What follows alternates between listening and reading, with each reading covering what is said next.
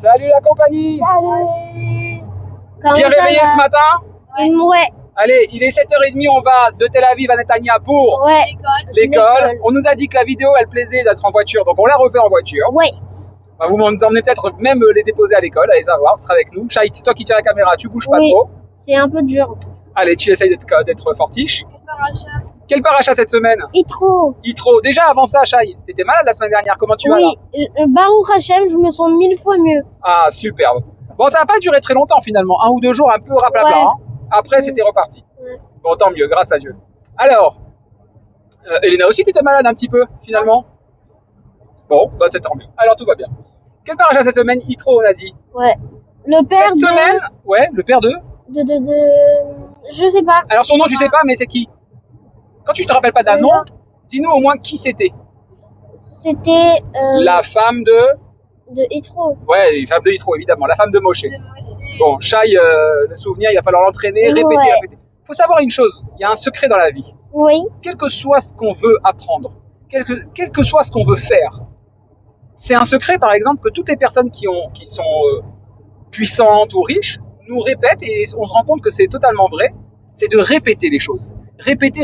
Pour la mémoire, c'est pareil. C'est-à-dire que si tu as un projet et que ça ne marche pas, tu n'es pas obligé d'annuler dès la première fois. C'est sûr que tu ne vas pas y arriver. Il faudra répéter, encore recommencer, parfois réajuster. Pour la mémoire, c'est pareil. Donc, c'est normal si on parle qu'une seule fois de la femme de Moshe, bah, c'est normal que tu ne vas pas savoir. Comment elle s'appelait? Elena, tais-toi? Bah, tu vois, tu as déjà oublié. Ouais. Sipora. Ok, imagine là, je dis un autre nom, Sarah. Ouais, super, papa, il a tout à fait raison. Donc, c'est la paracha Itro. Cette semaine, on va faire les choses un peu différemment. C'est-à-dire que je vais vous poser des questions et on va essayer d'y répondre. On n'est pas sûr que c'est juste, on n'est pas sûr que c'est bon, mais on va essayer. On va faire fonctionner nos ménages. Nos ménages. On prend ce matin, on s'est réveillé rapidos, on prend les deux. Alors, dans cette paracha, il y a un truc assez intéressant. D'abord, c'est une paracha de fou. De toutes les manières, depuis qu'on a commencé quasiment Bereshit, c'est des parachutes de fou. Ouais. Il y a des parachutes un peu moins de fou. En tout cas, moi, je trouve que c'est un peu moins de fou. Par exemple, Vaïkra, où il faut un peu plus se creuser la tête parce qu'on rentre dans les corbanotes du Beth Amikdash, comment on appelle ça en français? Les corbanotes, les offrandes du Beth Amikdash. C'est un peu plus compliqué de les comprendre, mais c'est tout aussi passionnant quand on prend le temps. Par contre, là, c'est facile. C'est presque de l'histoire. Mais l'histoire ne nous intéresse pas. Parce que l'histoire, ok, je vous raconte l'histoire de la nuit avant de dormir, c'est sympathique. Mais là, il y a des choses, des enseignements qui sont hyper intéressantes pour notre vie au quotidien. Sinon, ça sert à rien d'apprendre des parachutes. C'est juste pour dire, ouais, super, les Hébreux sont sortis d'Égypte. Ça sert à rien. On peut les laisser dans le bouquin. Et c'est pour ça, parce qu'il y a beaucoup de gens qui pensent que ce sont des histoires, qu'ils prennent pas le temps d'étudier. Quand on se rend compte que ce sont des enseignements pour chacune de nos journées, chacune de nos semaines à fortiori, et bien forcément, ça change toute la donne. Tu vois mon cœur que j'ai la tête coupée là dans la caméra, il faut que tu tiennes bien le téléphone. C'est dur parce qu'elle glisse. D'accord. Alors, il en est quoi? Dans cette paracha, on va apprendre deux choses. D'abord, le sujet qu'on pense être fondamental, c'est les Aseret Adibrot. Ce Shabbat, on va aller à la choule, il y aura les Aseret Adibrot. C'est quelque chose de fondamental, c'est-à-dire que Dieu, il va nous donner les 10 commandements qui sont... Parle fort, Elena, le micro il est à mon niveau et à son niveau, je parle plus fort. C'est le début de la Torah, d'accord? C'est même pas le début, c'est-à-dire que c'est l'étape qui va faire qu'on comprend que Dieu il nous donne la Torah, mais en réalité, Akadosh Baruch Hu, il va donner toute la Torah à Moshe, et à partir de ce moment-là, il va pouvoir nous l'enseigner. Il y a trop d'éléments intéressants dans cette paracha qui nous apprennent trop de choses. Par exemple, on pourrait se demander pourquoi Akadosh Baruch Hu, il donne toute la Torah à Moshe. Pourquoi il lui permet pas d'étudier en même temps à travers les Aseret Adibrot progressivement? Pourquoi il lui donne tout? Mais il y a un petit sujet encore plus choquant. C'est quoi? C'est que les Aseret Adibrot, elles se trouvent dans la parachat Itro. Parce que Itro, c'était qui? On a dit le père de Tzipora, la femme de Moshe, donc le beau-père de Moshe. Il n'a pas le plus fort. Mais c'était qui Itro? Qu'est-ce qu'il faisait dans la vie? Il arnaquait des gens. Il arnaquait des gens? Pourquoi tu voudrais qu'il arnaque des gens? Je sais pas. Lâche ça. Non,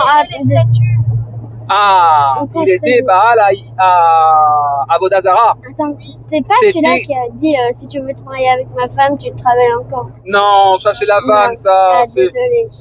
Quel rapport? C'est la famille de Yaakov, ça fait longtemps qu'on a quitté ça. Tu t'es mélangé, d'accord. C'est pas grave. On va faire un petit tableau à la maison cet après-midi. On Ouais. peut tout remettre en ordre. Ok. Donc, la question qui se pose, c'est que on va se remettre dans le contexte, les amis. On a eu la semaine dernière Yetziat Mitzrayim, on est sorti d'Égypte, on y est encore dans Yetziat Mitzrayim, puisqu'on est encore dans le désert et qu'on va recevoir la Torah. Mais on a fini l'étape de sortir, de se battre contre les Égyptiens. On a ouvert la mer, enfin on a rien fait du tout. Il a ouvert la mer pour nous. Et on a eu les Égyptiens qui sont tous tombés dedans. On connaît le pshat qui dit, pas le pshat en l'occurrence, c'est un commentateur qui exporte que, j'ai oublié qu'on appelle ça, purée, le matin c'est dur, hein. On va essayer de les faire le soir dorénavant les vidéos, je perds mes mots. Paro, il va reconnaître la présence de la Kadosh Baruch Hu, c'est-à-dire que le seul qui va rester vivant de tous les Égyptiens qui sont dans la mer, c'est Paro. Et là, on arrive, on finit la paracha, la Torah, elle fait un saut de 3 ou 4 mois, je crois que c'est 4 mois, et elle nous raconte que Yitro, voilà que le beau-père de Moshe, qu'est-ce qui se passe? Il entend tout ce qui s'est passé par les Hébreux, limite il se dit, Opa, elle est où ma place là? Je suis quand même le beau-père de Moshe, oh là, il faut que j'arrive, il faut que je fasse quelque chose. Et je vais venir à la rencontre de Moshe, et qu'est-ce qui se passe? La Torah, elle nous met les Aseret Adibrot dans la paracha d'un nom, enfin d'une personne qui porte son nom en tout cas, Yitro, et elle commence par son histoire, comme si c'était hyper important. Ouais, c'était le roi. C'est quoi ce délire? Première question, pourquoi les Aseret Adibrot sont dans la paracha Yitro? Pourquoi Yitro, on raconte Bichalal son histoire? Qu'est-ce qu'on s'en fout? Ok, c'était le beau-père de Moshe. Et on le voit bien dans le pshat en l'occurrence. Pourquoi? Parce que quand Yitro arrive, il envoie à l'époque, il n'y avait pas de SMS, il n'y avait pas de téléphone, on envoyait un chaliar, on envoyait un messager. Ah, j'ai cru qu'on envoyait un pigeon. On pouvait aussi envoyer un pigeon, on va savoir, c'était peut-être un pigeon, mais on envoyait un messager. Et on prévenait la personne qu'on arrivait. Et qu'est-ce qu'il dit Yitro? Il dit, regarde, je vais venir, je te demande de bien me recevoir. Si tu veux pas me recevoir, sache que je vais venir avec ta femme. Alors reçois ta femme, ce qui est normal. Et si tu veux pas recevoir ta femme, supposons, on peut se demander pourquoi il dit ça, mais bon, sache que je viens aussi avec tes 2 enfants. Moshe, il avait 2 garçons. Ouais, Alors, Gershon. et Eliezer. Alors reçois-les bien eux. Tu vois? On voit bien que par là, on comprend que c'était pas évident que Moshe, il accepte que Yitro, il arrive. Donc s'il y a toute cette précision, pourquoi la Torah, elle nous met les Aseret Adibrot dans la paracha Yitro, on pourrait rajouter pourquoi il y a une paracha qui s'appelle Yitro, on pourrait rajouter pourquoi cette histoire, elle est en plus détaillée, parce que Yitro, il va faire autre chose dans cette paracha. Il va dire à Moshe un truc de fou. Ma she'ata oseh ze lo tov. Ce que tu fais, c'est pas bien. C'est pas comme ça que c'est écrit dans le chat, mais c'est du Lachon HaKodesh, mais c'est quasiment ça. Ce que tu fais, c'est pas bien ce que tu fais. Voilà comment il dit. C'est l'otov machata osé. Je crois que c'est comme ça que c'est écrit. Ouais, il se permet le gars. Il arrive, détente. Je suis le beau-père. Alors je sais que t'as pas trop envie de me voir. Et en plus, il se permet de donner des conseils, même plus que des conseils, il limite des jugements à Moshe. Et je vais plus loin. Quelques lignes après, les psukim ils disent quoi? Que Moshe, il a fait tout ce que Yitro lui a dit. En l'occurrence, il lui a dit, attends, tu sais ce qui est pas bien? Tu juges tous les Israël toi-même, tous les problèmes, c'est toi qui t'en occupes. Délègue un peu. Ah oui, il a dit. Donne à d'autres personnes. Voilà. Ramène des autres gens comme ça. Alors, est-ce qu'on peut essayer de trouver déjà une réponse? Comme ça, la vidéo ne sera pas trop longue. Est-ce qu'on peut se casser la tête à trouver pourquoi la Torah, elle nous donne un gars, une personne, un homme. Quand je dis un gars, c'est pour que vous compreniez, hein, je manque pas de respect, Chas v'shalom. Mais pourquoi la personne qui est nommée, elle semble pas super bien sur le CV? D'accord? C'est-à-dire que quand on regarde ce qu'elle a fait, elle paraît pas super, à part d'être le beau-père de Moshe. Tu vas me dire, c'est déjà un srouf. Pourquoi elle porte son nom, la paracha, et en plus de ça, on met la Seret Adibrot dedans? Peut-être qu'il a fait un truc. Voilà, il a fait ça. Il a même pas demandé, il a dit à Moshe, tu dois faire ça. Et donc, puisque Moshe c'est un homme important et qu'il a fait, bah il mérite. En même temps, c'est un peu son beau-père, quoi. C'est un peu comme son père. C'est son beau-père. Ah, parce qu'il était beau gosse? Non. Ah, d'accord. Rien à voir, chérie. Quand on se marie avec une femme, on a du respect pour ses beaux-parents, donc pour le papa et la maman de cette femme-là, mais on n'est pas obligé forcément de les aimer de la folie de tout son cœur, d'être des personnes vraiment importantes, etc. Je veux dire, chacun construit sa vie, le respect c'est une chose, et au point que ça se présente comme ça. Encore une fois, le beau-père de Moshe, ses habitudes, ses avodotes au quotidien, elles étaient pas bien. Il croyait en d'autres dieux. Et je crois que c'est important de le souligner. Yitro croyait en d'autres dieux. Je connais une phrase, je crois, qui dit C'était même un prêtre, ce qu'on appelle un prêtre, c'est-à-dire les Havdil, le Rav, et pour le cas de Moshe, de Yitro, je veux dire, c'était le rabbi, c'est-à-dire le plus haut niveau de connaissance de sa science, d'accord, dans son domaine. C'était le plus haut niveau. Les Havdil, encore une fois, c'était le top du top. À l'époque, il n'y a pas encore d'Hébreux, chérie, il n'y a pas encore de Juifs. Puisque c'est quand les Bnei Israël sortent d'Égypte, on l'a dit la semaine dernière, qu'ils vont être nommés âmes. Avant ça, c'est rien du tout, c'est une petite peuplade, des gens qui s'aiment bien. Je connais une phrase qui dit, je sais pas, j'ai déjà entendu parler de ça, c'est qui dit tu peux apprendre des enfants petits que toi, D'accord, comme ça. ok. C'est ça. Bon, on peut dire qu'on peut apprendre. Oui, d'accord, ma chérie. Mais moi, on aurait pu dire, et le beau-père de Moshe est venu, et ils ont discuté ensemble. Voilà, une petite phrase, simple. Pourquoi au point de nommer la paracha? C'est quand même un srout énorme, énorme. Imagine que demain, moi, j'ai le nom d'une ville qui est en mon nom.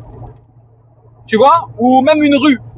On met des noms de rues parce que c'est pour glorifier la personne ou la remercier pour ce qu'elle a pu faire pour la ville, etc. On arrive à Etania, il faut qu'on se grouille. Ça fait 11 minutes. D'accord? Tania, c'est quoi? Ça y est, c'est là. Non, mais c'est Alors quoi alors? C'est. Est-ce que vous voulez qu'on essaye de trouver une réponse? Chai, on t'a pas entendu cette vidéo. Oui, je sais. Alors, qu'est-ce qui Je peut préfère être? t'écouter. Tu préfères m'écouter, mais moi je préfère quand tu participes. Ok. Alors, qu'est-ce qui peut être une raison qu'on prend un gars qui est pas super bien et qu'on le met au top de la paracha et que dans cette paracha on donne la Serat Dibrot? Je sais pas. Tu sais pas, Elena? C'est parce qu'ils avaient rien à faire. Ah, ils avaient rien à faire. Alors non. À quoi il y avait qui Ils avaient qu'à jouer au Alors glitch. regardez, je vais vous expliquer. Qu'est-ce qu'on a dit la semaine dernière? On va essayer de trouver une réponse. Hein. C'est ma réponse à moi. Du soleil dans les yeux. La semaine dernière, on a montré que les Bnei Israël, ok, ils sortent d'Égypte. Tous ne sortent pas. C'est très important parce que par rapport à ce qu'on vit au quotidien, il faut savoir que ça demande un travail d'observation. Il faut enlever ses lunettes de soleil. Il faut bien écarquiller les yeux. Il faut enlever tous les filtres qu'on a, pas en rajouter avec les filtres Instagram ou Snapchat. Il faut les enlever pour bien voir clair. Il faut travailler son mental pour voir Hachem. Et on le voit la semaine dernière, la semaine d'avant, etc. Pendant les Makot, pendant Yetziat Mitzrayim, les Bnei Israël qui voulaient pas voir les miracles, les Nes Gadol, ils voulaient pas les voir. Eh ben, ils les voyaient pas. Aujourd'hui, les scientifiques, ils nous disent, expliquent les Makot. Ils nous disent, voilà, c'était naturel. La mer morte, elle s'est pas vraiment, la mer Yamsouf, elle s'est pas vraiment ouverte. C'était un tsunami qui s'est passé. Ça arrive de temps en temps. On peut trouver, et on le sait que c'est vrai. La science, elle nous remet pas en question les choses d'Akadosh Baruch Hu, les miracles. Pourquoi? Parce que Hachem, il s'est caché dans la nature et il utilise la nature. Il n'utilise pas des choses. Il n'y a pas un Superman qui vient voler avec une cape rouge. Donc du coup, si les scientifiques expliquent, il n'y a pas de problème. Ce qu'on peut dire aux scientifiques, c'est, tu trouves pas un petit peu trop de hasard qu'au moment où ils sont au bord de l'eau, ils sont dans la galère, les Égyptiens, ils arrivent, pitom, la mer, elle s'ouvre à ce moment-là. Tu trouves pas que c'est un petit peu, étonnant? Et que pitom, quand Moshe, il dit, l'eau, elle va se transformer en sang, ça se fait. Ah, toi, tu trouves que c'est normal, il y avait une terre rouge qui était à côté, la montagne, elle s'est effondrée, toute la mer a été remplie de rouge. Bon, d'accord, tout ça, je suis d'accord avec toi. C'est peut-être possible. Et c'est bien que la science, elle explique. Mais comment ça se fait que le Zman, il est tombé bidiouk à ce moment-là? Supposons que c'était ça. D'accord? Parce qu'il faut savoir que la science, elle explique toujours, elle suppose. Elle donne, elle dit, voilà, 70% de chance que ça soit ça. Elle donne jamais, c'est le principe de la science, une valeur certaine. Quand on explique le Big Bang, la création du monde, c'est 95%, c'est le nom qu'on donne à la création du monde, de manière scientifique, 95% que ça s'est passé comme ça. Il y a toujours un doute. Donc, qu'est-ce qui se passe à ce moment-là? Comme les Bnei Israël eux-mêmes, ils sont dans le doute. Et on va voir que même après la Torah, quand ils vont devoir rentrer en Israël, il va y avoir encore des doutes, il va y avoir encore des explorateurs, l'histoire des explorateurs, les Miraglim qui vont venir et qui vont remettre en question. On peut se dire, mais attendez les cocos, vous voyez pas tout ce que vous voyez là? Ça vous suffit pas? Non, ça suffit pas. Ça suffit pas. Parce que l'Yetzer Hara est très très fort. Parce qu'on vit dans un monde matériel. Parce qu'on s'inquiète pour sa parnassa. Parce qu'on s'inquiète pour sa santé. Et on n'oublie pas. Enfin, on n'oublie pas, justement. On oublie que tout ce qui se passe, c'est Boré Olam qui le fait. Si, regarde, avant-hier, il y a un comédien, excusez-moi, un acteur, toi qui veux faire un film, Elena, qui est mort comme ça. Il était au ski, dans une piste même pas très dangereuse. Il s'est cogné à quelqu'un. Ce quelqu'un, il a rien eu. Et ce gars, il est mort. On voit bien que quand c'est ton heure, c'est ton heure. Mais c'est normal qu'on s'inquiète. C'est tout à fait normal. D'abord, on aime nos proches. Comment il est mort? Eh ben, il s'est cogné, on sait pas exactement. Enfin, moi, j'ai pas tout lu, je peux pas te dire, mais ce que j'ai lu, c'est que la personne à qui il s'est cogné en descendant le ski, il a rien eu, l'autre. Et lui, il est mort sur le coup, quasiment. D'accord, mais tout ça pour dire, c'est normal qu'on s'inquiète, chérie. C'est normal qu'on s'inquiète parce qu'on aime nos enfants, on aime nos parents, on aime nos frères et sœurs, on aime tous nos amis. On veut pas qu'il nous arrive quelque chose. Par contre, qu'est-ce qui se présente? Parce que là, on arrive vraiment à l'école, il faut qu'on lâche. Eh ben, il se passe que à ce moment-là, Hachem, il a déjà commencé, il nous a déjà donné le signal. Il y a beaucoup de pierres. Le roi d'Égypte, il a forcé à le reconnaître. Hachem, il voulait que tout le monde, surtout les plus têtus, ils puissent voir sa puissance. C'est pour ça qu'ils sont pas partis la nuit, ils sont partis le matin. Exactement, c'est pour ça qu'ils sont pas partis la nuit, ils sont partis. Exactement, que tout le monde voit, ils sont pas partis. Partez, il a dit non, on attend demain. On attend demain. Et bien pour Yitro, c'est à peu près pareil. La grandeur de cet homme, c'est qu'au plus bas qu'il était, à faire des avodazara, à ne croire en rien que ce qu'il voyait, comme on dit, il y a une phrase en français qui dit « je ne crois que ce que je vois ». Je crois que ce que je vois, les Alsaciens, ils adorent dire ça. Eh ben, Yitro, oui chérie. Ça se peut. Attends, c'est Paro qui a demandé qu'il parte la nuit? Oui. Il leur a dit pas, il part la nuit, il partait tout de suite. C'était la nuit, il part tout de suite. Peut-être qu'en fait, il leur a dit partez, comme ça le matin, par exemple. Les Égyptiens, ils vont voir que ce bas-là, il va dire, oh non, ils se sont échappés. Exactement. Et donc, c'est pour ça que Hachem a dit, non, on attend le matin. Maintenant, pour finir, parce qu'on est vraiment devant l'école d'Elena, Yitro, il était au plus bas de sa vie. Il était en plein dans la matérialité. Il était en plein à croire ce qu'il voyait. Pour lui, il priait une idole. Il y avait des miracles qui se passaient. Enfin, il y croyait parce que la force de la croyance, elle est très, très importante. Même pour Akadosh Baruch Hu, on se rappelle que le principe de base, c'est la Emouna. D'abord, ça commence par la Emouna. D'accord? Oui, et la Touma, elle fonctionne aussi avec la Emouna. Donc, quand tu crois à quelque chose de Touma, il y a des petites choses qui se passent. C'est la force de la Touma. C'est pour ça que c'est important de croire en priorité à Hachem. Et voilà qu'un homme comme Yitro, qui est au plus bas du plus bas, qu'est-ce qui se passe? Il enlève ses lunettes de soleil, il ouvre ses yeux, il ouvre son esprit, il se remet en question, et il commence à se dire, tu sais quoi? Effectivement, je crois en Dieu. Je crois qu'il y a une puissance plus importante. Et ce niveau tellement compliqué, c'était important que la Torah, elle le mette en avant. Comprenez? C'est pour ça qu'il a la chance d'avoir une paracha en son nom. Pour montrer que celui qui est le plus bas du monde, celui qui est tellement habitué à être sur sa PlayStation, ou à être dans son travail, ou à se dire, moi, si je travaille pas le Shabbat, c'est impossible que j'y arrive, c'est le jour où je fais le plus de business. Justement, il y a une chose qui est plus puissante que tout, c'est la Emouna. Voilà les amis, on arrive devant l'école d'Elena, on va la libérer, et peut-être qu'on va continuer avec Shai. Il y a ta copine qui est juste là. Shabbat Shalom tout le monde! Bon, petit bonus là. Allez, on a déposé Elena. Donc on est que toi et moi. Moi j'adore quand on passe ces petits moments ensemble. Donc on a conclu là-dessus. On avait dit Shabbat Shalom, mais on a conclu, c'est le petit bonus. Peut-être je voudrais rajouter une chose. Tu sais? Parce que, comme j'ai dit au début, la paracha elle est là, elle nous raconte une histoire, etc. Mais dans cette paracha, il y a un petit truc et j'adore faire un honneur particulier aux femmes.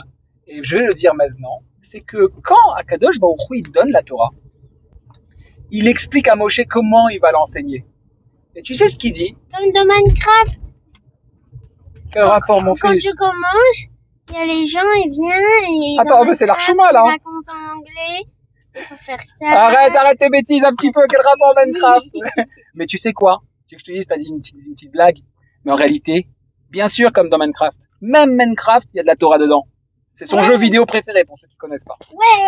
Même Minecraft, il y a de la Torah, parce que sans Torah, le monde y tiendrait pas. Après, il va falloir du temps pour essayer de trouver de quelle manière il y a de la Torah dans Minecraft, mais il doit y en avoir. Et tu sais quoi? On pourrait faire une vidéo que sur ça. On va chercher. Maintenant, juste pour finir, ça sera nos petits bonus, un petit enseignement supplémentaire. Quand Moshe, il reçoit la Torah et qu'Akadosh Baruch Hu lui explique comment l'enseigner au Bnei Israël, il dit, quand tu vas parler aux femmes, tu vas leur enseigner avec amour, douceur et, j'ai perdu le terme, mais presque simplicité. C'est pas la peine de rentrer dans les détails, trop de détails. On pourrait croire on pourrait dire, ouais, c'est quoi ça? Est-ce que tu crois qu'une femme, surtout dans la société dans laquelle on dirait, ouais, tu crois que les femmes, elles peuvent pas comprendre? Pourquoi tu veux pas rentrer dans les détails? Justement, donne-nous tous les détails, les rachis, les tosfats, tout, les commentateurs, rendent-nous dingues, parce que les femmes, elles comprennent mieux, autant que les hommes, etc. La Torah nous dit non, c'est pas la peine. Tu sais pourquoi? Non. Quoi? Parce qu'en fait, on a oublié ton micro, on l'a pas remis quand elle est sortie. Ah, zut. Alors approche-moi quand tu veux parler. Parce que les femmes, elles ont une capacité naturelle de comprendre la Torah mieux que nous les hommes. Ah ouais, exactement ce que nous expliquent les commentateurs. Pourquoi Kadosh Baruch Hu, il a dit à Moshe... C'est comme si tu dis... Attends, prends ton micro, là, il est là. Les garçons, ils sont mieux pour être forts, parce qu'ils s'entraînent plus. Donc ils ont une capacité... C'est des choses qu'on appelle des dispositions, même des prédispositions. Un homme, il a plus de muscles qu'une femme. D'accord, bah c'est bien. Il n'y a pas la peine de rentrer dans des détails de qui est plus fort ou pas plus fort. Simplement, un homme, il peut porter plus facilement. Donc, il pourra rendre service à sa maman ou à sa femme plus tard. Ouais. Ou à ses voisins, ou si tu vois une vieille dame. Mais là, c'est tout à fait intéressant, tu trouves pas? Que la Torah, elle nous apprend quoi? Quand tu étudies la Torah avec une femme, pas la peine de rentrer dans 1000 détails. Et ça me fait penser, et c'est un petit clin d'œil à Céline avec qui j'échange beaucoup sur les parachiotes, sur les vidéos qu'on fait. Ben, ça me fait souvent penser que j'ai besoin de donner des détails. Et ben maintenant, je viens de comprendre. C'est peut-être pas la peine. Et pareil avec Tata Margalite, parfois je parle avec elle sur les parachutes aussi. Elles comprennent beaucoup plus vite. Nous, on a besoin d'une certaine logique, une certaine gymnastique pour bien assimiler. Mais les femmes, elles ont pas besoin. Et c'est pour ça que moi, j'ai la conviction que quand ma chère viendra, les femmes, elles vont jouer un rôle hyper important. Ouais. Allez, Shabbat Shalom!